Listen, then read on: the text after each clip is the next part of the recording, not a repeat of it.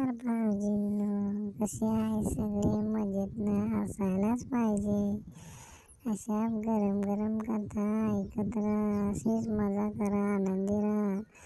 हो हो, ऐकणाऱ्या मित्रमैत्रिणींना आपण माझ्या कथा वाचून मला उत्स्फूर्त प्रतिसाद देतात, त्याबद्दल आपले धन्यवाद.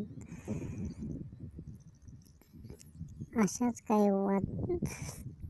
ऐकणाऱ्या मैत्रिणीने त्याच्या आयुष्यातील सत्य घटना मला मेलद्वारे पाठवली. त्यांनी ते आपल्याबरोबर शेअर करण्यासाठी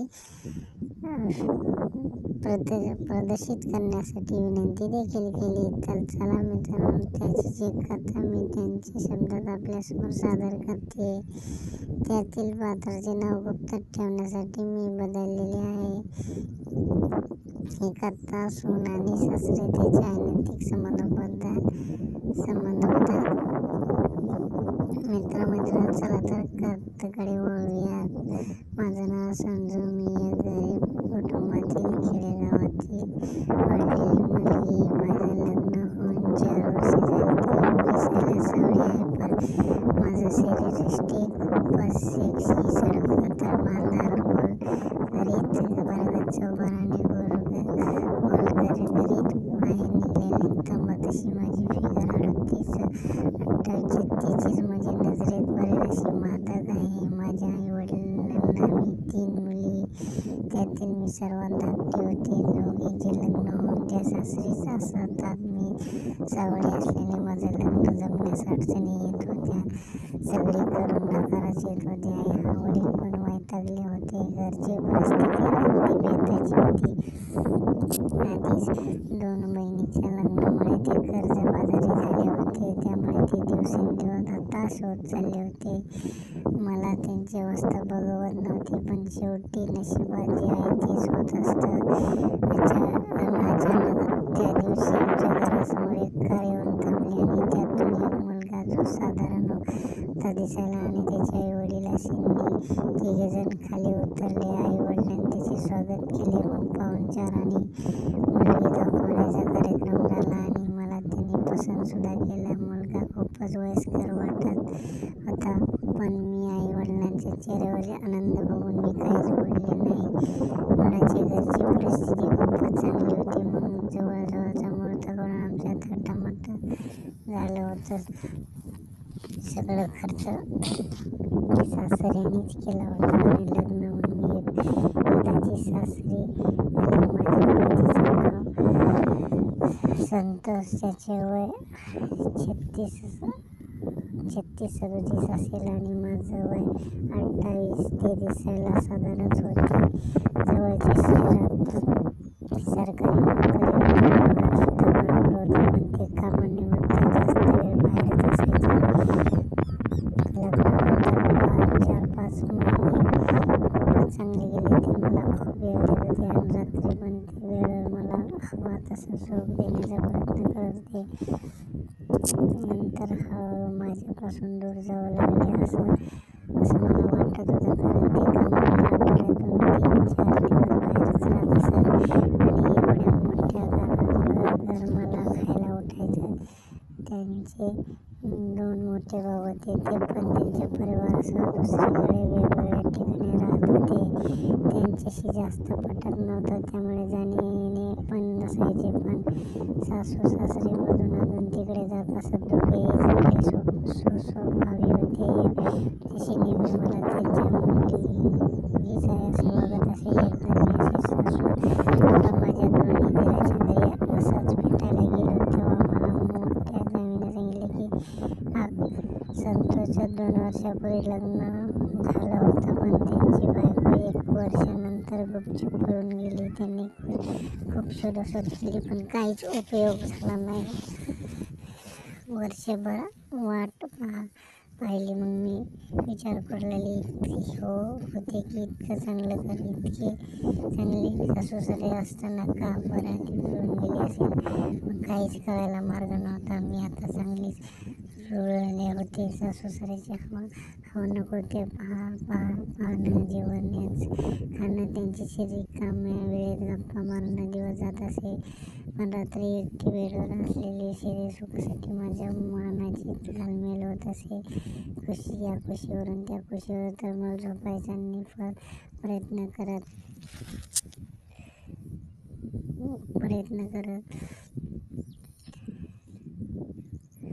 अशातच कधी कधी शृंगारिक आठवणी डोळ्यासमोर आल्या की माझी उणी पाजरत असे.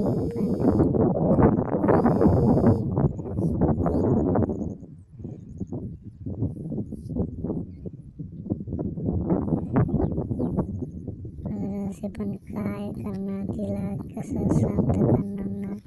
माझे पती जवळ असलेले तरी परिस्थिती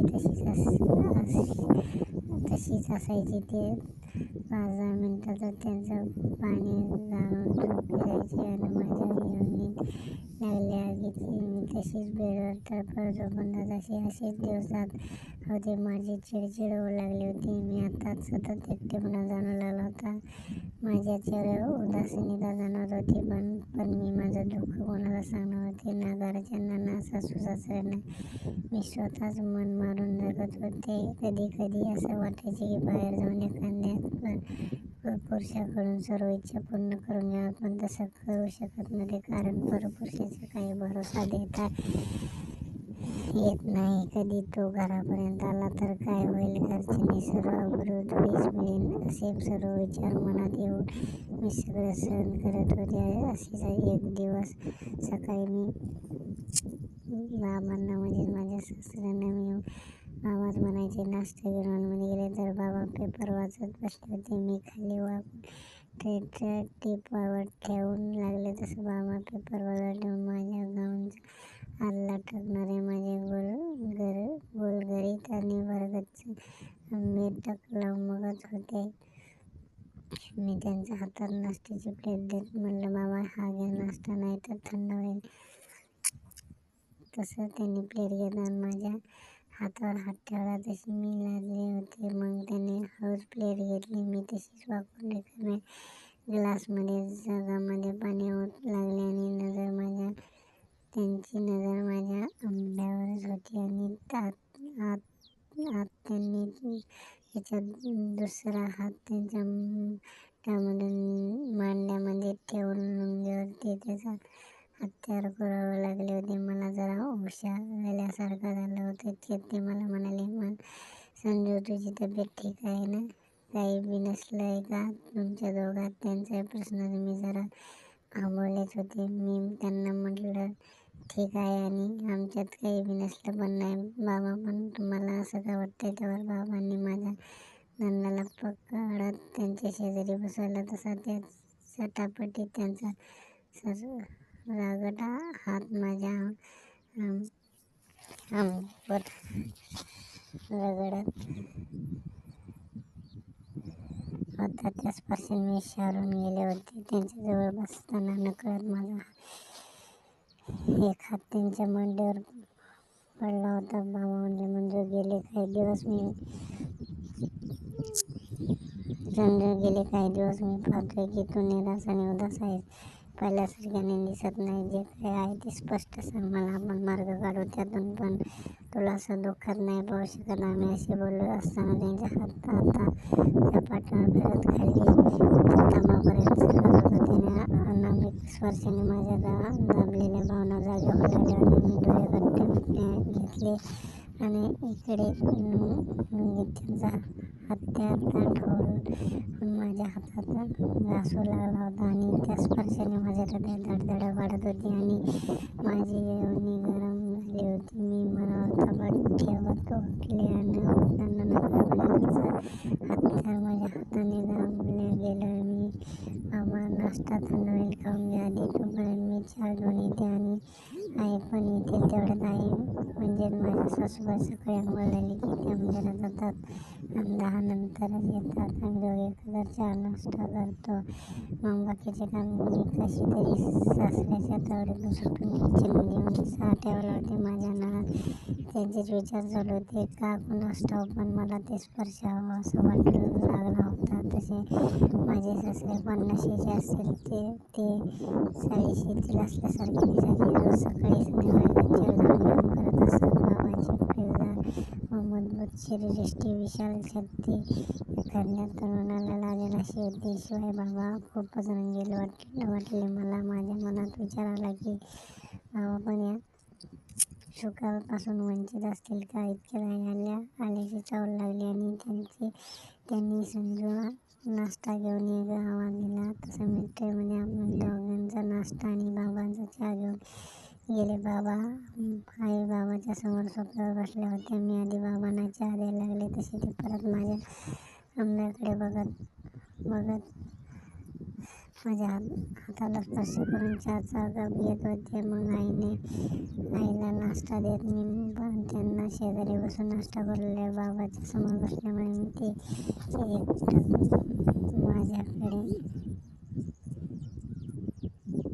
माझ्याकडेच बघत होते. त्यांनी अजिबात कसला संकोच वाटत नव्हता. मी वाकून ग्लासमध्ये पाणी ओतू लागले तसे ते माझे आंबे बघून बाबांनी जोरात त्यांच्या हातावर जोरजोरात कुरवाळत होते. मी त्यांच्याकडे तिरक्या नजरेने बघत होते. बहुतेक त्यांचा हातचा ताट झालेला होता. त्यासाठी लुंगीची तंब झालेला मला दिसला. थोड्या वेळात आमचा चहा नाश्ता संपून मी घरात वास्तूचे काम करायला निघून गेले होते. अशा प्रकारे रोजचा कार्यक्रम चालू होता. मला सुद्धा आता सवय लागून गेली होती. 9:30 वाजले की घरी बाबासाठी नाश्ता घेऊन जाते असं वाटायचं होतं. तर ते आपण काहीच नाही घातला फक्त मी उभेच असायचे. त्यामुळे ते फक्त खूपच मोठा दिसायचा. असेच मोठपणे वाटूनच आम्ही प्रणयी सुख घेत होतो. आणि एक दिवस संध्याकाळी माझ्या लक्षात आलं की गच्चीवर वाळू घातलेले कपडे मी आणायलाच विसरले होते. आई पण बाहेर गेले होते आणि मी घाईघाईने वरची गेले. समोरचे दृश्य पाहून मी थक्क झाले. समोर बाबा फक्त लंगिया घालून व्यायाम करत होते. मी तर त्यांना पिळदार शरीरयष्टीकडे एकदम बघत होते. दोरीवरचे कपडे काढून घेत होते. इतक्यात बाबाचं लक्ष माझ्याकडे गेल्याने तसे मी लाजून खाली जायला निघाले. तसा बाबांनी संजू थांब असा आवाज दिला तसे मी जिन्याच्या दाराजवळ पाठमोरी थांबले. ते माझ्या काळीच धडधड करायला लागले होते. तसे बाबा मागून मला चिकटले व त्यांनी दोन्ही हात माझ्या आंब्यावर होते. तसे माझं अंग एकदम शांत गेलं. मी नको बाबा सोडा मला असं म्हणत मी त्यांच्या तावडीतून सुटण्याचा निफाड प्रयत्न करत होते. पण प्रतिकार करू शकत नव्हते. पण या झटपटीत माझे नितंब त्याच्या हातावर रगडून ते पल्ले मोठे झाले होते आणि बहुतेक त्यांना त्यांच्या जागेवर काढून टाकला असावा. कारण मी पण माझी पिंटी ओली झालेली काढून आले होते. त्यामुळे गाऊनवरून सुद्धा मला त्याचा गरम हाताचा स्पर्श जाणवत होते. मी सुटका करण्यासाठी कंबर हलवत होते. त्याने मला रेटत होते. पण त्याचा गरम वत्ताट आलेले हत्यार अधिकच माझ्या नितंबाच्या पट्टीत घुसत होते आणि मी पुरती गाय झाले होते. इतक्यात बाबा माझे दोन्ही अंग चचकन धावायला लागले होते आणि माझ्या तोंडातून असे मादक आवाज निघाले होते. मी गयावय करत बाबा नको निघायला तर काय होईल. मी असं म्हणताच घरकर मला फिरवत माझ्या गुलाबी ओठावर त्यांचे ओठ ठेवून चुंबनाचा वर्षाव सुरू झाला. त्याचबरोबर त्यांना माझा हात त्याच्या हातावर ठेवला. म्हणाले संजू तुला माझ्या बाबूरावची खूप गरज आहे बघ. तुला आवडतोय का. आणि ह्याला तुझी चिमणीची गरज आहे. 2 वर्षे झाली माझा बाबूराव चिमणी स्पर्श झालेला नाही बघ. असं म्हणत त्याने एक हात माझ्या आल्या चिंब येऊन ठेवून कुरवू लागले. बाबाचा तोंड शब्द ऐकून मी चकित झाले होते. मी त्यांना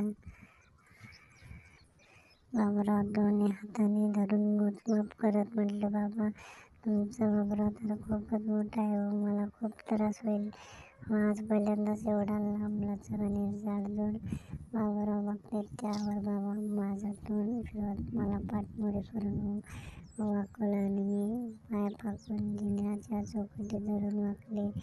सर्वत्र अंधार पसरू लागला होता. बाबांनी त्या भला मोठा बाबूराववर तोंडातील लाळ सोडून अवलाद करत माझ्या चिमणीवर चिमणीच्या भोकावर त्यांनी टोक ठेवून थोडासा हात घातला आणि दोन्ही हाताने माझे कंबर घट्ट धरून मागे पुढे करत एक सुरात दणका मारला. तशी मी हा एक करत जोराने ओरडले. माझी चिमणी कुणीतरी लोखंडी गरम दांडा घालते असं वाटत होतं. बाबांनी पूर्ण वापरा माझ्या चिमणीत घातला होता आणि मला तसं दाबून धरलं होतं. संजू, आता परत असा त्रास होणार नाही, तुला शांत हो असं म्हणत हळूहळू बाबरात ऐकू लागले. तसा जाळ जोराने गरम करून माझ्या चिमणीत होरपळून निघत होते. त्याचा माझ्या गर्भाशयाच्या तोंडाजवळ जाऊन घासत होता आणि पहिल्यांदाच अशा अनुभवाने मी अधिकच उत्तेजित झाले होते. अनेक क्षणातच माझी चिमणी पाणी सोडायला सुरुवात केली होती आणि मी माझी कंबर बाबांच्या लाबरावर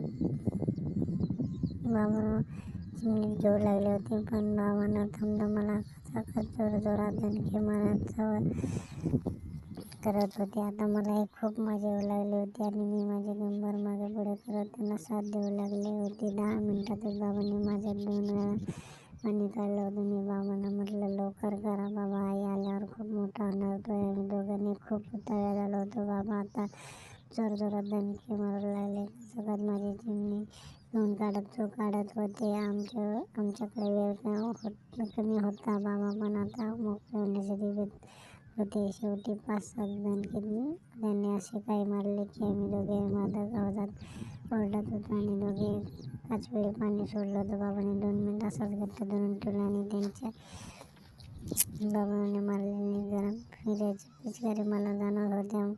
माझी चिमणी हिऱ्याची एकटी त्याच्या वरून बाबून आवटून खेचून घेत होती. आता आम्ही दोघे शांत झालो होतो. 5 मिनिटांनी बाबांच्या वापरा बाहेर काढत म्हणे, संजू, आता खूप घाई झालं पण संधी मिळेल तेव्हा हातभर तुझ्या सोबत घालून तुझ्या चिमणी आणि तुझा एकदम तृप्त करायची. मी पण उभा राहत माझ्या गाऊन व्यवस्थित करत म्हणाले, हो बाबा, मला ही रात्र आवडेल तुमच्या या मुसळाबरोबर रात्र घालायला असं म्हणत बाबांनी मला घट्ट मिठी घेऊन माझे दीर्घ चुंबन घेतले आणि मग मी वळत घातलेले कपडे घेऊन खाली आले. पण आई अजून आल्या नव्हत्या.